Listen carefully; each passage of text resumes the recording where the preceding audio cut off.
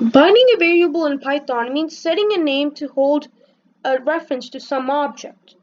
Assignment creates references, not copies. Variables in Python do not have an intrinsic type. Objects have types. Python determines the type of the reference automatically based on the data object assigned to it. You create a variable the first time it appears on the left side of an assignment expression. Let's see an example of how assignment operator works in Python. Now an integer value 3 is assigned to A. We can simultaneously assign variables by using commas. B and C are assigned to 2 and 5. B is assigned to 2, C is assigned to 5. String value high is assigned to D.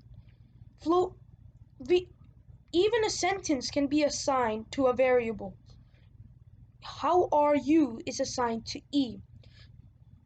Float value 3.4 is assigned to F. And Boolean value is true is assigned to G. Now let's see if that's what actually happens. And as you can see, A is 3, B is 2, C is F, D is high, E is how are you, F is 3.4, G is true.